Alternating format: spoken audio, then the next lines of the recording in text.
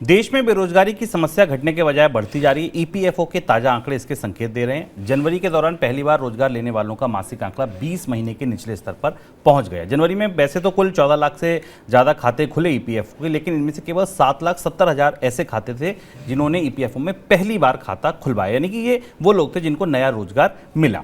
दिसंबर में यह आंकड़ा 8,40,000 का था। उधर कई दिग्गज कंपनियां लगातार छटनी कर रही है। इसका असर भारत में भी देखने को मिल रहा है। ताजा खबर ई कॉमर्स कंपनी अमेजन की तरफ से, ये नए सिरे से 9,000 लोगों को दुनिया भर से निकाल रही है, दुनिया भर के अपने दफ्तरों से निकाल रही है। जाहिर सी बात है इसमें भारत के कर्मचारी भी शामिल होंगे। सर, ईपीएफओ के इन आंकड़ों को किस तरह पढ़ा जाए? भारत के पास रोजगारों के आंकड़ों की जबरदस्त किल्लत है, जबरदस्त टोटा है। और आप देखिए कि भारत में एक छोटा सा संगठित क्षेत्र का हिस्सा है, वो भी प्रोविडेंट फंड के तहत आता। उसके जरिए हम भारत में फॉर्मल या औपचारिक रोजगारों की परिस्थिति नापने की कोशिश करते हैं। अभी तक भारत के पास एक रोबस्ट, एक अच्छा, एक भरोसेमंद रोजगार आंकड़ा सिस्टम नहीं, जिससे हम प्रति सप्ताह या प्रति महीने जान सकें कि भारत में रोजगारों की परिस्थिति क्या है।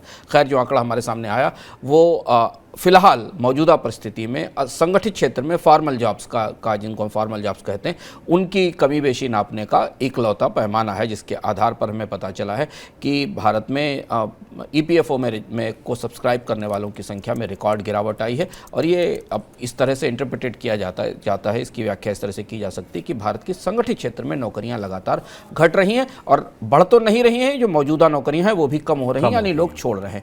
ईपीएफओ में संख्या ना बढ़ना एक अलग परिदृश्य है, एक अलग फिनोमेना है, और ईपीएफओ में संख्या घटना एक दूसरा परिदृश्य है, दूसरा फिनोमेना। और इन्हें रोजगार के संदर्भ में समझना हमारे लिए जरूरी है। ना बढ़ने का मतलब है कि नई नौकरियां तो नहीं आ रही, लेकिन जो हैं वो स्थिर हैं। पर घटते जाने का मतलब है कि जिनके पास ईपीएफओ अकाउंट थे वो नौकरियों से निकाल दिए गए और उनके अकाउंट बंद हो गए।